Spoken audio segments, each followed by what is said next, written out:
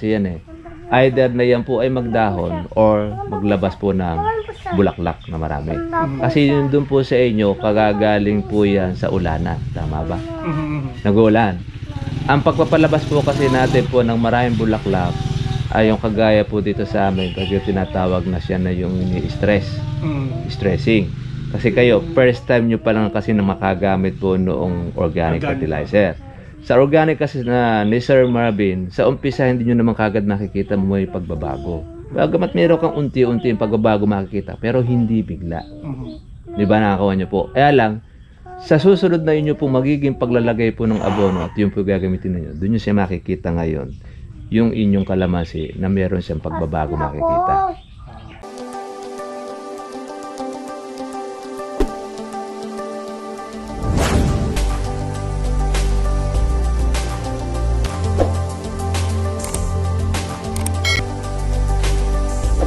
Salamat po kay Sir dahil galing pa po ito ng Tayabas. Meron po siya pasalubong po sa atin. Ay, ito. Ito yung tinatawag na pansit habhab, ano? Oo, yan ang sikat po doon sa Quezon. Ito yung Ito naman, longganisan lokban. Ayun, so po. hindi yan matamis. Ayun, tapos ito naman po yung kanyang yema. O sige po, una po tayo. Ayan, maraming salamat po sa ating subscriber na galing pa ng Quezon Province. Anong oras po kayo umalis po doon? Ay, sa anak na namin kami natulog. Doon na po kayo na natulog na. Pero umalis kami kahapon alas 9. Sa 9 p.m. 9 p.m. Ayun, 9 p.m. natulog kami sa Maynila. Sa Maynila. Tapos dito. Taga saan po yung anak ko nyo rito, mga kapit? Ay, sa ano po, nag-aaral sa Maynila. Sa Maynila. Doon na kayo nagkuha muna. Oo. Naturo. Tapos nagmadaling araw lang kayo papunta rito. Hindi naman kayo nahirapan po pagpunta. Medyo nagkandaligaw-ligaw. Dito sa entablado Sa pasok. intersection. Sa intersection.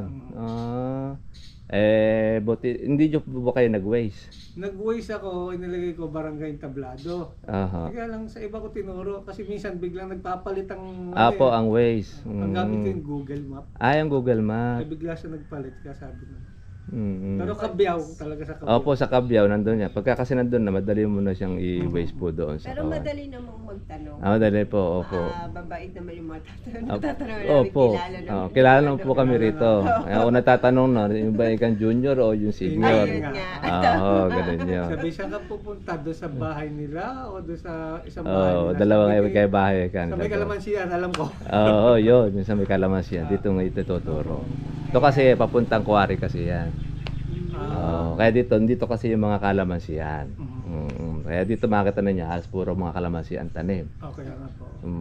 Dito, hindi po siya yung pagkatanim ng kalamansi, babawalan ng, huwag ka na magtanim, hindi na ikaw mabibili. Kahit magpare-paras kami ng tanim dito, walang reklamo mga taga rito. Kahit dumami tanim ng kalamansi, wala rin reklamo. Bakit? Pare-paras kasi kumikita.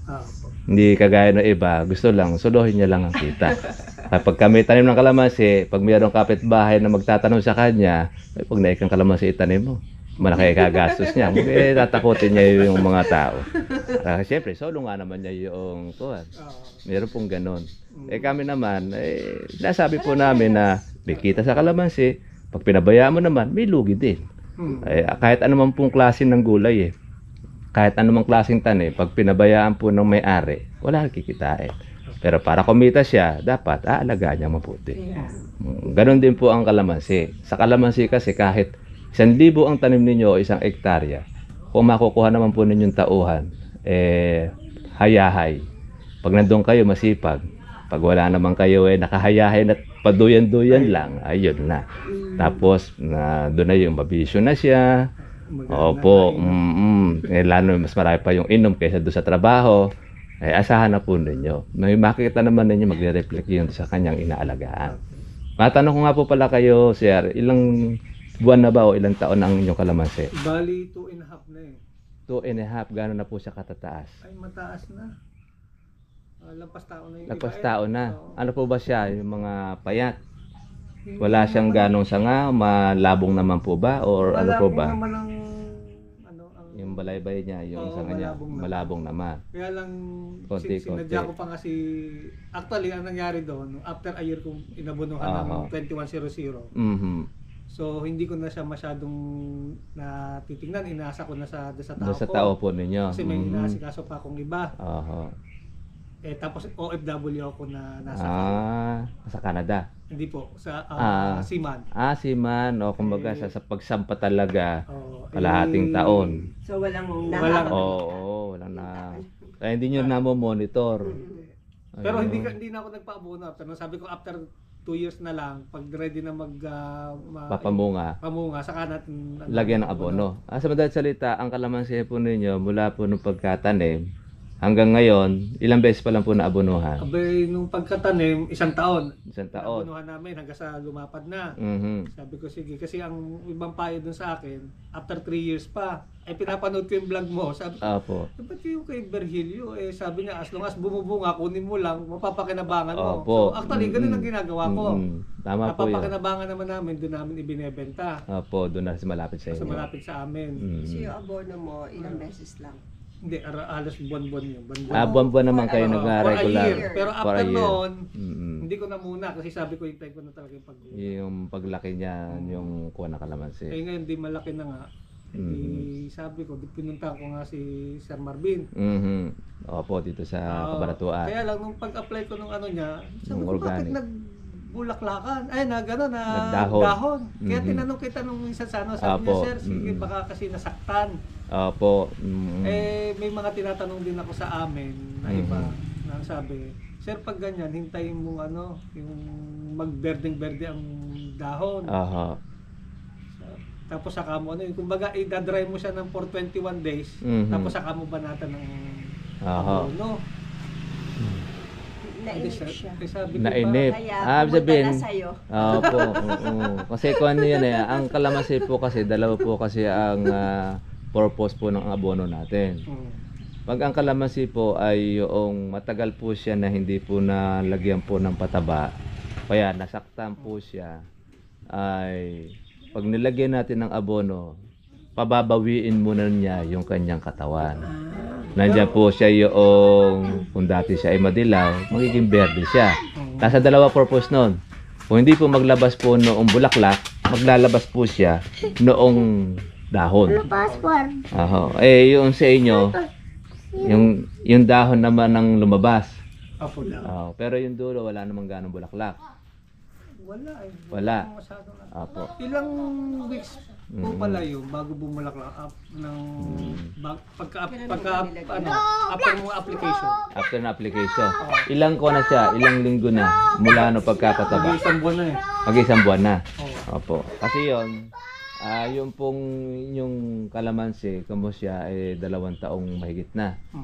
2.5. Maaaring nagbabawi po yung inyong puno. Kamo kasi matagal na rin po siyang hindi nalagyan ng abono. Tsaka ano po ba yung klase ng lupa ninyo? Medyo hindi naman siya Parang clay po ba siya? Buhag-hag ba? clay, pero hindi siya yung sabihin mo matigas. Oo. Hindi siya matigas na ano. Mhm.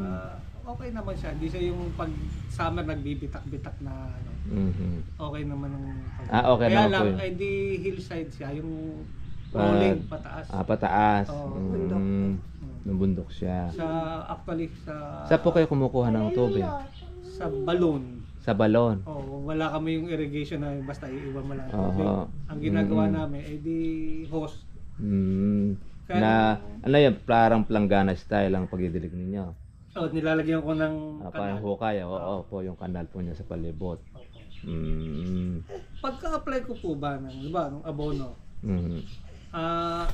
kasi ang ginawa ko, tinunaw ko talaga. Kasi Oho. tunaw na tunaw. Mhm. Ang sabi naman nung iba sa akin, dapat hindi mo agad tinunaw. Mhm. Kasi ang unang lalabas dyan, nitrogen, tapos susunod yung potassium, tapos phosphate na yun. Oho. Kasi sabi ko, bakit doon sa Candelaria nakikita ko kung magpatubig talagang Danaw. Tama po yun. Yung pong paglalagay po kasi natin ng abono, dapat po talaga, after po nun, natutubigan. Maliban na lamang, pagka umulan, libre ka na sa patubig. Pero ibig ko sabihin talagang tunaw na tunaw ang abono. Opo. Kailangan? Hindi, ang abono po kasi naman natin, once na yan, lalo na kung puti yan, sulfate po nilagay nyo, no? Basta tinubigan po yan, automatic ay malulusaw. Ngayon, pag hinihalo po siya na kagaya ng organic fertilizer ni Sir Marvin, hindi kaagad nalulusaw yon. Slow releasing kasi yung pataba na yun para po So, siya pero yung... okay lang yung ginawa ko na diniligan ko siyang dilig na dilig. Okay po yun. Maganda po siya. Ngayon, ang naging resulta po ng kalamansi ninyo, nasa dalawa po kasi yan eh. Either na yan po ay magdahon or maglabas po ng bulaklak na marami. Kasi yun dun po sa inyo, kagagaling po yan sa ulanan. Tama ba? Nag-uulan. Ang pagpapalabas po kasi natin po ng maraming bulaklak ay yung kagaya po dito sa amin, kasi tinatawag na siya na yung stress. Stressing. Kasi kayo, first time nyo pa lang kasi na makagamit po noong organic fertilizer.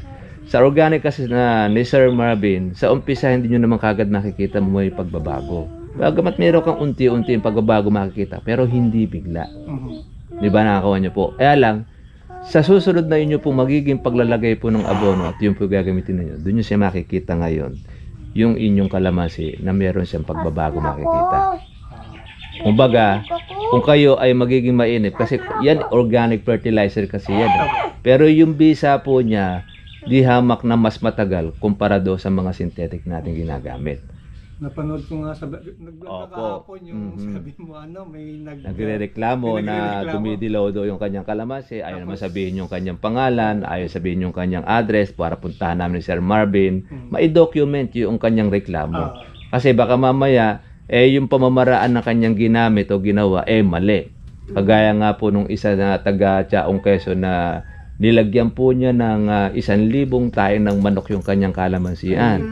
Tapos naglagay po siya ngayon ng yung puti, taba-taba, at pinanghuli niya yung aming organic fertilizer.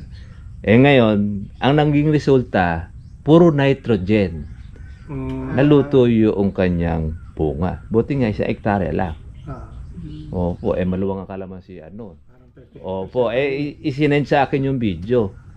Ngayon. So, ang dapat nating gawin, opo, mag-organic lang kami, ay ano yung sunod? Sa organic po, halimbawa, kasi tayo, naghahalo po tayo nung nitrogen. Yung tinatawag na, yung 2100, yung sulfate. Ngayon, di po tayo gumagamit po ng mga malalakas po na abono ng mga synthetic, kundi yung mga mamurahin lang. Kasi yung pong organic fertilizer, Sir Marvin, kompleto na yun eh. Yung nitrogen kasi, kailangan din kasi yun para noon, paglabas po ng maraming usbong puno ang ating kalamansi, ang magpapakapal doon yung pataba ni Sir Marvin. Kaya yung kalamansi, yun po yung magpapatibay po niya para panlaban niya muna doon sa mga sakit. Kasi parang sa tao, ganito, para madali niyo po maintindihan. Kapag ka ang tao may sakit, tatad ka ng mga chemical na ating mga kinakain, iniinom, di magkakasakit ka. Pag naggagamot kayo, yung gamot kagad ba gagaling yung pasyente? Di ba may sinasabing, eto matagal ang gamutan nito. Yung TB lang, ilang buwan ng gamutan ng TB? 6 na buwan. Pagka hindi ka gumaling sa 6 na buwan, another na, magiging a year, Sabihin, sa halaman, ganun din. Pagka ang kalamansi, medyo mahina ang kanyang katawan o nabugbog siya noong ulanan. Kasi itong ulanan talaga na yan, maraming mga kalamansi talaga mga nag-inda. Lalo na kung yung lugar, bahay tubig o yung talagang hindi na kukuha ng kuwan niya. Mas gusto po ng kalamansi po doon yung talaga mainit. Na basta't meron kang tubig. Kasi sa pamamagitan po noong ating init nang galing po doon sa araw, at pag halimbawa madidelay ka ng patubig, naglagay ka ng abono, tsaka mo tinubigan, doon ngayon mabibigla ang kalamansi na doon magpo-produce siya ng marami pong bulaklak. Yun yung tinatawag po natin na stressing. Pero kapag ka naman po yung kalamansi ninyo nakagamit noong organic, sabihin, nakatikim na siya nung pataba po na ni Sir Marvin, tapos nung synthetic po na yung ating sulfate, yan, sa umpisa, hindi pa kagad maglalabas yun. Pero, kapag ka po yun ang continuous po natin gagamitin, kagaya nung sa akin, kahit na wala po siyang, kahit nag-uulanan, didiretso bulaklak at bunga. Ngayon kasi hindi nyo pa kasi makikita ngayon na bigla kagad yung gusan ng kalamansi ninyo. Kumbaga sa tao, under recovery pa kalamansi natin. Dahil naglagay kami 1 month ago Mhm. doon. Kailan ulit ang kasunod namin? Pag nag-aaraw. Kasi 1 month ago na, di ba? Yung nilagay po nun yung pataba ni Sir Marvin, nandun pa. Meron pang talab yun. Talab pa siya ng talab. Ngayon, ang gawin natin, para po at least, tingnan nyo po yung dahon ng kalamansi. Pagka yung dahon ng kalamansi, parang medyo magulang-gulang na siya. Para yung nagpapabulaklak ka ng mangga. Opo, doon po natin siya lalagyan. Tapos diretso. Oo, huwag kayo maglalagay po nung pataba na ang dahon ng kalamansi ninyo murang-mura. Asahan ninyo, magmumura uli yun. Gano'n. Opo, kasi pansinin nyo, ibang mga nagpapabunga. Bawa, nagpapitas ka ng kalamansi. Pagpitas mo ng kalamansi, huwag mo kagad sabuyan ng pataba. Ayaw kung bakit. Hayaan mo nang maghilom yung sugat no kung pinagpitasan mo. Siguro mga 2 weeks or mga 3 weeks. Pagka okay na siya, maghilom siya at medyo nakita nyo medyo magulong-gulong para pagpahingay mo muna siya. Pag nakarelax na siya at nakapagpahinga, tsaka mo siya lagyan ngayon ng pataba. Para noon, bumawi uli yung kanyang katawan. Mag-produce uli siya ng another na bulaklak. Tsaka yung bungang kanyang dala-dala, makuha niya, lumaki. Kasi pagka may bunga siya ng marami at di naman yung lalagyan ng pataba, ang tendency nun, hindi lalaki bunga. Yung tinatawag ko yun na bulitog. Oho. Kasi nung nakaraan, madami talaga binunga niya. Marami. Pero yun yung walang fertilizer. Bunga ng panahon yun. Ang ginawa ko, sabi ko, ubusin ko na muna tapos saka ako Bunga, balaklak. magpapabulaklak. Ka, opo. So after a week, after nung maubos na, after a week, nilagyan ko na. Kaya sabi ko, bakit kaya ganun? Ba't nagdahon siya? Ayun. Galing pala siya sa marami pong bungahan. Kaya under recovery po kalamansi ninyo. Hindi pa siya kagad-agad magpo-produce po siya ng marami pong bulaklak. May mga bulaklak din yan. Kaya lang kuminsan tayo, pagka sa tag-ulan, akala natin, pagka yung kalamansi, para yatang hindi nagbulaklak ka. Pero pag yan ay nagbuko, makikita nyo marami rin pala. Kasi ang ini-expect mo mumumuti sa bulaklak Mamumuti nga. O hindi yun. Sa tag-ulan kasi, wala tayong ma-expect na mumumuti ang bulaklak sa kalamansi. Kahit kami man. Kahit maglagay ka na abono, hindi mo expected na mamumuti yan. Makikita mo na lang yan pagka buko na. Pag buko na, makikita, marami pala pag lumalaki. Kasi mga buo siya. Ganun Pero yun. yun, dahil nag-leaves yung nagdahon, may possibility pa rin yung Mamumulaklak din po yun. Tapos meron siyang bubunga, di nyo lang po siyang napapansin pa. Kaya pagka po, kailangan lagyan wag na po muna. Ilang bulto po ba ang sinabog nyo? Ay, ang ginawa ko, sinubukan ko lang. Siguro mga, ano yun, mga 30 puno. 30 puno. Sinubukan ko muna sa 30 puno. Kay Sir Marvin, yung isa puro, yung isa may halo ng sulfate. Nakita ko yung sa vlog mo na 1:2 eh. Apo, 2:1 po yun. 2:1, gano'n. Dalawa to, tsaka isang organic. Dalawang organic, isang sulfate. Opo. Tapos naglagay ako ng triple 14, tapos triple 14 na may halong sulfate. Ay lahat wala akong nakita, puro nagdahon eh. Sabi pati yung triple nagkonting kayo. Hindi complete yun. Complete yun. Triple. Okay lang na ihalo sa organic yun. Hindi po tayo gumagamit nun. Sulfate lang po sa atin, tsaka yung mga puti. Pwede nating ihalo doon. Kasi nanghingi ako ng idea sa iba't ibang tao. Ngayon, sir, yung may synthetic rin na mura. Opo, maganda rin po yung ginawa nyo na yon, na ibang puno. Tandaan nyo lang po yung nilagay nyo po noong yung complete. Nasabi nila, complete. Saka yung gano'n, i-mark po ninyo. Pagparisan nyo po ngayon, yung inilagyan po ninyo. Ngayon, halimbawa, sample ninyo, complete. Puro complete ang lagay ninyo. Sa kabila, puro ganun din. Pagkatapos sa atin naman, puro organic naman. Nakakita nyo ngayon ang pagkakaiba niya. Maganda rin nyo para at least maging sample po ninyo yung pataba na sa amin kasi hindi sa bibig lang. Meron tayo ebidensya yung kalamansi natin yung bunga.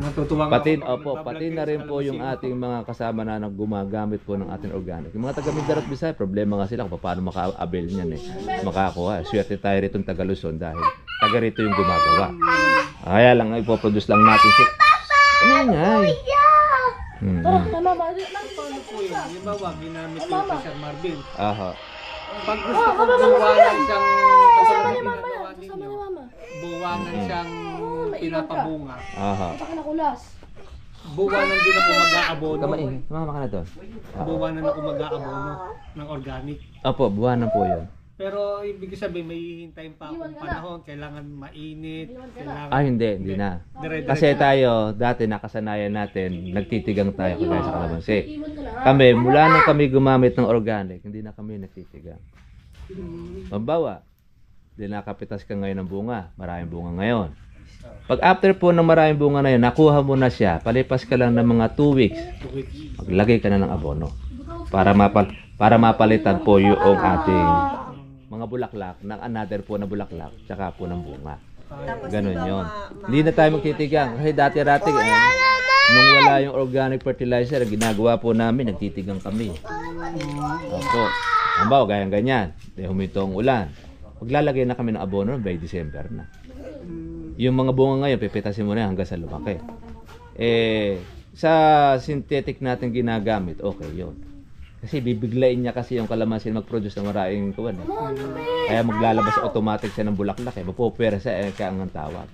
Kaya pag dumami naman ang bulaklak at inalagaan mo yan, sumobra dami ng bunga, ang nagsasuffer naman nun, ang puno ng kalamansi ninyo. mas less yung Oo, buhay niya. less yun. Less ang buhay niya, tapos mas tumatanda ang itsura niya, ayun, ganun. compare doon sa sunod-sunod po ang bunga.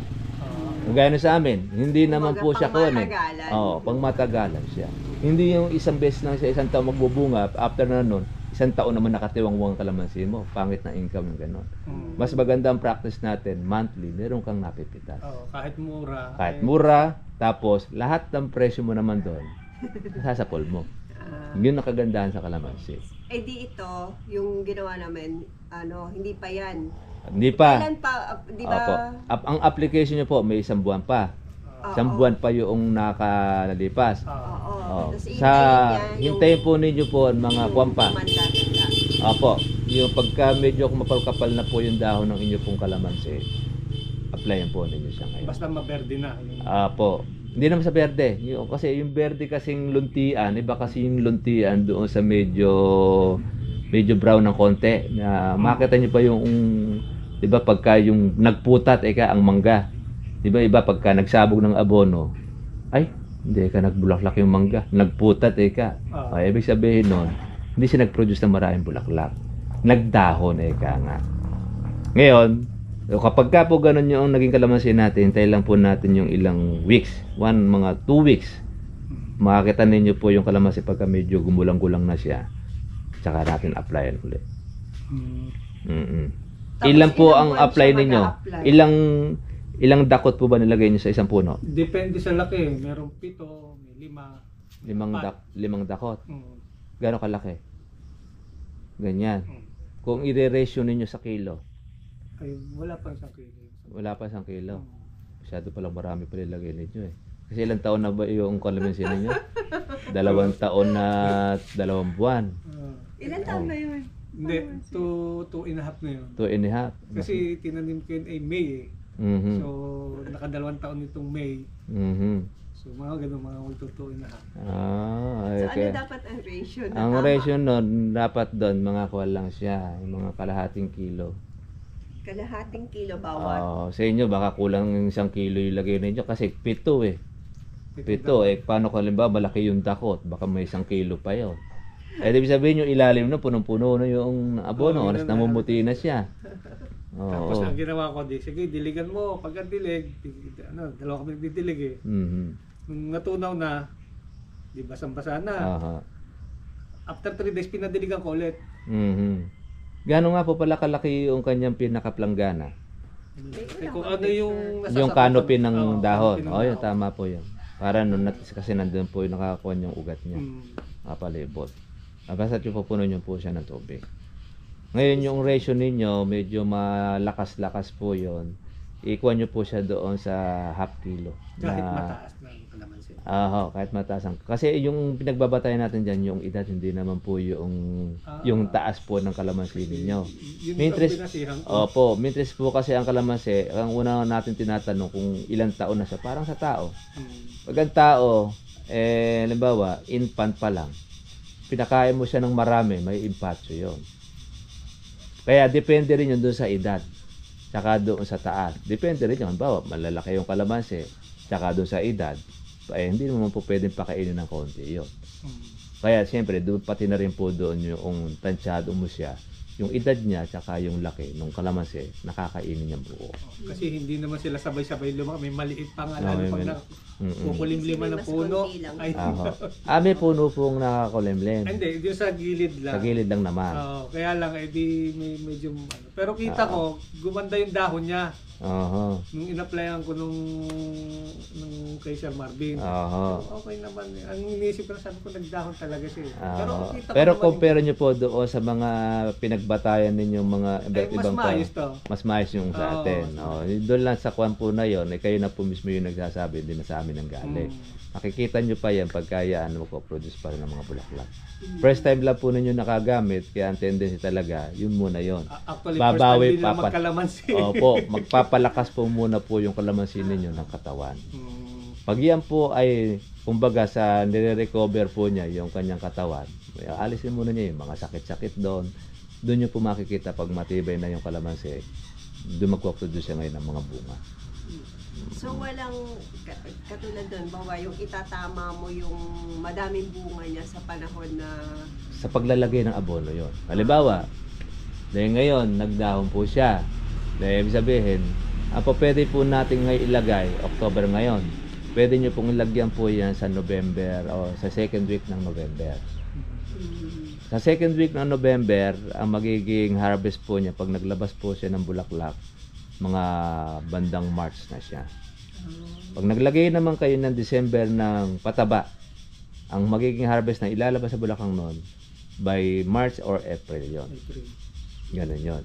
Pansin ko nga yung itong, di ba, month of May, Apo. nag-start ang ulan eh. Apo. So, dumami yung bulaklak. Kita Yun. nila. Kaya pag harvest po ng September tsaka August, bagsak. Di ba, bagsak yan, ano? Ngayon buwan po ng October, tumitinag ngayon ng kalamansi. Kasi second week na po ngayon ng October eh. 20 na ngayon. Kumbaga sa kuwan, talagang yung mga dagsa ng marami na bulaklak ng tag-ulan, o pagka naubos yun, doon umaangat ang presyo. Kaya yung iba, kailan dapat matama? yung dapat sa yan tag-ulan, ang sa panahon po nag-aabono. kasi ng tag-ulan, mahirap mong kontrolin ang bunga dyan. Oo. Kaya kahit sabihin po natin na, paano ko ilalaglag ang bulaklak? Kasi mayroong nagsabi sa amin na gano'n nag-chat sa akin. Sir, paano po ba palaglagin ng bulaklak ng kalamansi? Kasi ayaw niya na magbunga ng kalamansi ng August, September. Alam niya bagsak ang presyo. Gusto niya ilaglag yung bunga na yon. Hindi po kami nag-a-abort ng bunga tsaka ng bulaklak. Sabi ko doon sa Ako subscriber. itong marami nga nagbagsak. Aha. Sabi ko nga sa asawa ko, Agumit, talo pa tayo eh. Kaya lang, iniisip ko nga yung tagapitas ko kasi minsan doon din umaasa. Nagbubukid. Sabi ko, sayang naman kung ibabagsak ko lang. Opo, totoo yun. Magbabayad ka rin lang naman eh. Ibenta mo na. I-quits mo na siya. Kasi alam niyo po, yung August and September, sacrifice talaga yan. Hati na lang kayo dyan ng mamimitas. Kasi panahon yan eh. Hindi na.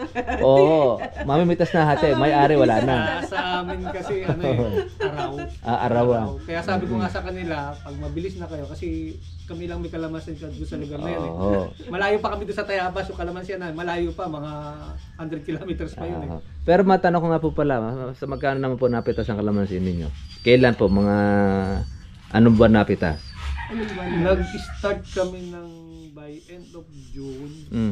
Kasi nung May, June, siguro yung mga previous ano pa yun. Pero nung July, August, marami talaga yung sa mamimitas Nakakailang bag po kayo? Naka 260, 280 na bag. Hindi, yung kilo. Kilos. Mabagal pa sila talaga. Konti pa siya. Ibig sabihin, meron pang mga puno na wala pang Pero yun naman. ay isang araw lang. Sa isang araw. Pero 3 araw kaming namimitas.